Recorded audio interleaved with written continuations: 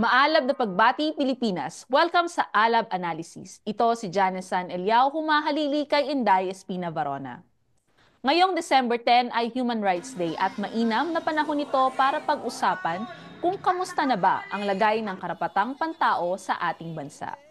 Kasama natin para pag-usapan ito ang dating chairperson ng Commission on Human Rights at Secretary ng Department of Justice at kakalayang political prisoner former Senator Leila De Lima. Maalam na pagbati, Senator Leila. Maalam na pagbati rin sa mga nakikinig sa inyo at sa mga nanonood sa atin ngayon. Kamusta na po kayo? Eto, pagod na pagod kasi sa daming mga lakad, sa daming mga pangyayari ngayon.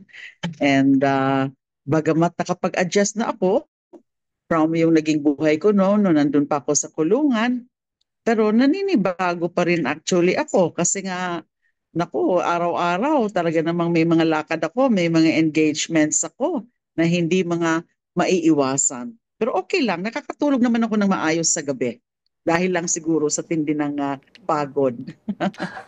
Yes. Parang hindi naman po halatang napapagod po kayo. Siguro bago lang po tayo mapunta po doon sa topic ng human rights. Pag-usapan po muna natin yung nilaunch ninyong campaign recently, ang Duterte Panagutin Network.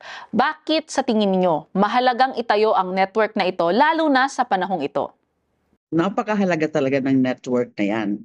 Kasi isa nga sa pinaka talagang pressing na problema natin sa larangan ng karapatang pantao ay yung kawalan pa rin ng hustisya doon sa libo-libo na mga naging biktima noong peke at madugong war on drugs ni Ginoong Duterte. Ano pa, konting-konti pa lang yung mga napapanagot, lalo na dito sa ating domestic mechanisms of accountability, ilan-ilan lang yung mga nakasuhan at ilan-ilan pa lang yung nagkaroon ng conviction. At ito ay yung tungkol lang sa yung mga nako-convict lang na konti ay yung mga low level perpetrators, yung mga police, yung mga nasa operations, police operations. Pero wala naman tayong nakikita yung pagpapanagot ng pinaka may responsable nito. And yung ICC naman, hinihintay po pa rin natin. Hindi pwede nakalimutan ng ating bansa yung kung gaano kabigat yung pananagutan ni Mr. Duterte. Lalo na nagaling mismo sa kanyang bibig nung nag-appear siya before the Senate at nag-appear din siya before the Quadcom. Inaamin niya na meron talagang death squad, may mga death squad. Inaamin niya na meron siya mga pinapatay. At inaamin niya rin na siya mismo ay pumapatay rin. Maski nga daw pulis ay pinapatay din niya mismo. So matitindi ho na mga admissions under oath. So yan talagang pangunahing panawagan ay hustisya para sa kanila. At panagutin hindi lang yung mga nasa baba na mga sumunod sa kanyang utos, kundi siya mismo bilang may pakana, yung inducer, yung instigator ng war on drugs killings. Tama po kayo kasi talagang napakaraming buhay ang nawala dahil dito sa war on drugs ni former President Rodrigo Duterte. At hindi pwedeng ganun-ganun na lang yun. Kinakailangan talaga mayroong managot doon sa mga paglabag ng karapatang pantao noong mga panahong yun. Pero siguro pumunta naman po tayo sa present situation. Ano po sa tingin ninyo ang pinakamalaking hamon sa human rights sa bansa ngayon? Nakikita naman natin, may mga nababalitaan pa rin tayo, although hindi na masyadong nababalita sa media, pero may mga impormasyon tayo na nandyan pa rin. Merong mga pinapapatay pa rin ng mga suspected drug offenders. Pero hindi na ganun karami. Now, ang pangunahin na nakikita ko na problema yung ginagawa ngayon ay yung red tagging na sinabi na ng Supreme Court na yan ay labag sa karapatang pantao kasi nalalagay sa peligro yung buhay, yung seguridad nung mga red tag. Marami na tayong narinig ng mga ganon na red tag sila dahil lamang sa mga community workers sila, dahil lamang sa tinutulungan nila yung mga sektor na nangangailangan ng tulong, lalo na dun sa mga rural areas. Tapos automatic ay ire-red tag ka. Automatic sasabihin ka na kalaban ka ng Estado. Automatic sasabihin nila na komunista ka. Hindi ho maganda yon. At sabi nga talaga ng Supreme Court, talagang talagang paglabag yan ng karapatang pantao. Your right to life and also to security. Kasi nandyan pa yung NTF-ELCAC. Yung NTF-ELCAC, National Task Force to End Local Communist National Task Force to End Local Yes. Communist Armed Conflict. Ay sila yung pangunahin na nag-engage sa red tagging. At nakikita natin ay binibigyan sila ng malaking budget. Yung budget na yan, sabi nila, para makatulong dun sa mga lugar na mga nai-infiltrate daw na mga forces, ng mga NDF, pwede naman niya ilagay yung mga resources na yan dun sa mga relevant agencies of government. Nagkakaroon tuloy ng duplication. For example, sa Department of ng mga DPWH, yung also Department of Social Services and Development, DSWD, that's subject to meager or minimal accounting, yung auditing, yung mga ganyang funds. So dapat itigil na yan, itigil na yung red tagging, kung pwede i-abolish na rin yung NTF-ELCAC. Kasi mga nakakarinig pa rin tayo, nababalita pa rin na may mga pina-abduct, nawawala, enforced disappearances yun. Diba? Ilan-ilan na ho yan. Akala natin yung enforced disappearances are a thing of the past. Especially, of course, during the Marcos Sr. administration, the dictatorship, and also during the administration of former President Macapagal Arroyo, Gloria Macapagal Arroyo, naging uso yung mga enforced disappearances noon. So bakit nangyayari ngayon? May mga abduction pa rin. And this could very well be part of the counterinsurgency program of the military. So yun dapat ang approach natin. So mali pa rin ang nagiging approach ngayon.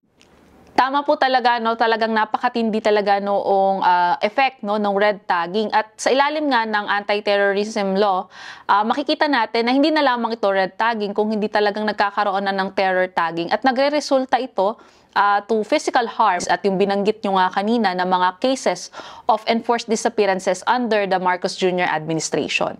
Siguro maganda rin tingnan din natin, no, yung issue ng mga political prisoners bilang dati rin po kayong isang bilanggong politikal. Sa ngayon may higit 750 na political prisoners sa ating bansa. Ano po sa tingin nyo ang dapat nating gawin para mapabilis, no, ang pagpapalaya sa kanila? Kailangan talaga siguro ay merong magkaroon talaga ng representation sa proper or relevant offices, like for example, the DOJ, the National Prosecution Service, para pag-usapan yan. Yung sana ay makumbinsi sila to make an honest-to-goodness review of those cases. Kasi alam naman natin na marami dyan ay trumped up charges, katulad din yung mga final sa akin. Diba? Yung mga tinataniman na lang na mga ebidensya na hinuhuli sila. So trumped up charges, normally it's about possession of firearms and explosive devices na naririnig natin yung mga kwento na wala naman silang ganoon, pero hinuhuli sila at kinakasuhan. So siguro ay mapaliwanagan sa Department of Justice na itong mga kaso na ito ay yung mga basehan ay kaduda-duda. And therefore, it deserves a thorough review of the individual cases. Sana magkaroon ng isang task force na titingin dyan. So isa yan sa isang practical aspect.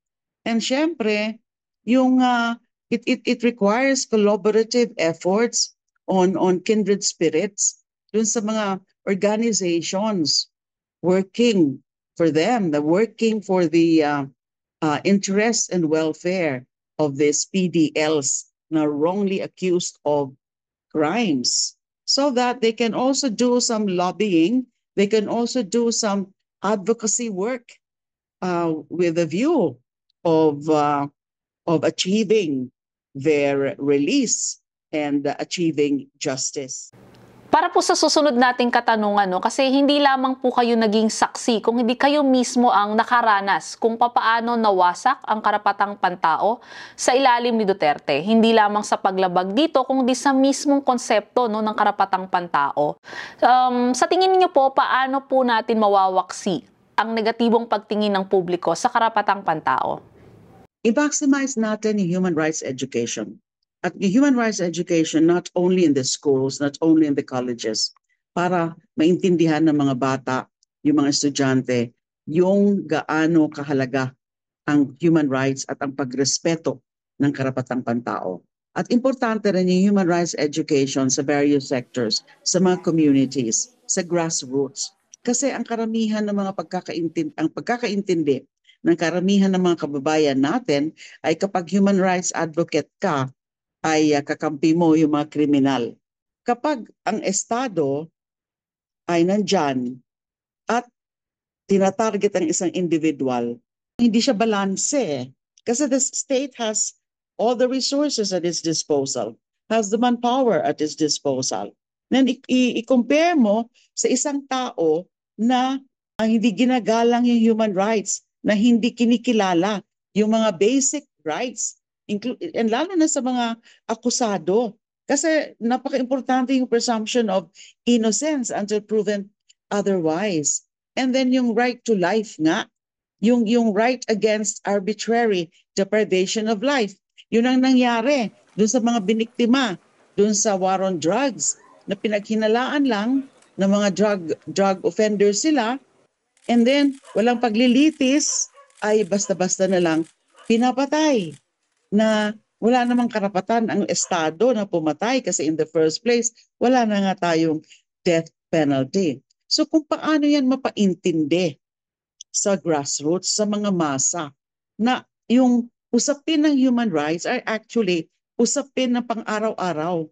Yung pagkilala sa karapatang pantao ay very much connected yan sa pang-araw-araw na buhay.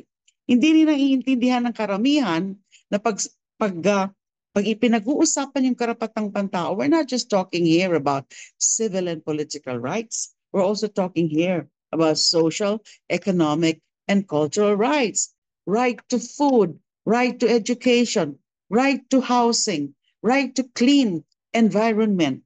These are also human rights na lahat tayo may karapatan. So kung pinagtataguyod mo yung mga karapatang pantao na ganyan, mas marami yung maapektuhan, mabe-benefit kung yung ganon ang usapan, na kung gaano ka-basic at kahalaga yung mga usapin ng karapatang pantao. Gusto rin po naming malaman, no, kasi nakikita po natin yung sunod-sunod na mga events kung saan may mga panawagan, particular po ang mga human rights advocates at gayon din po yung mga church leaders na nananawagan ng pagbabalik, no, ng usapang pangkapayapaan. So in relation to human rights, ano po yung pagtingin ninyo sa usapang pangkapayapaan? Okay, ang talagang pananaw ko is that there can be no peace without justice. And there can be no justice without respect for human rights. Magkatutugma yung mga ideals na yan. Hindi pwede magkaroon ng katahimikan kung marami dyan nabibiktima ng human rights violations. Marami dyan nabibiktima ng injustice. Yung mga binibiktima ng maling paratang, these are all victims of injustice. So habang nakikita nila na yung scales of justice are uneven, ay hindi makakamit ang tunay na kapayapaan. Magkakaroon lamang ng tunay na kapayapaan kapag kinikilala yung hustisya at kinikilala yung karapatang pantao ng bawat isa. At para po sa ating panghuling katanungan, ano po ang inyong mensahe ngayong Human Rights Day para po sa ating mga kababayan? Dapat po tayo ay laging conscious tungkol sa usapin ng human rights. Intindihin natin at ma-instill sa atin yung human rights kasi precisely the human rights is what makes man human. So alamin at maging conscious sa kahalagaan ng human rights and start respecting human rights and observing respect for human rights right in your home, right in your neighborhood, right in your community. Because if you have communities with respect for human rights, apektado yung buong bansa. Kakalat yan, yung kaalaman tungkol sa kahalagahan ng human rights. Hindi dapat tayo humihinto. Kahit konti pa lang tayo na tunay na mga nakakaintindi, kahit konti pa lang tayo ng mga tinatawag ng mga human rights defenders and human rights advocates, hindi ko dapat tayo mapagod ang ating role para ipaintindi sa karamihan tungkol sa kahalagahan ng human rights. At kapag nakakakita ng mga violations of human rights, ay dapat umaalma kaagad. Hindi dapat yan pinapabayaan lang. Maraming salamat po, former Senator Leila de Lima. Thank you very much. And let's all have a meaningful celebration of International Human Rights Day. Ngayong Human Rights Day, mainam na balikan muli ang kahalagahan ng karapatang pantao, lalo na at malala pa rin ang lagay ng human rights sa bansa. Patuloy dapat ang paniningil ng state responsibility pagdating sa laganap pa ring human rights violations gaya ng red tagging, extrajudicial killings, and forced disappearances at iba pa. Sabi nga ni dating Senador Leila de Lima, mahalagang pawiin ang negatibong konsepto ng human rights sa pamamagitan ng pagsisikap nating ipaliwanag sa publiko ang kahalagahan nito. Ika nga, what makes us human is our human rights. Ito muli si Janice San Eliao humahalili kay Inday Espina Varona. Salamat sa panonood ng Alab Analysis. Hanggang sa muli.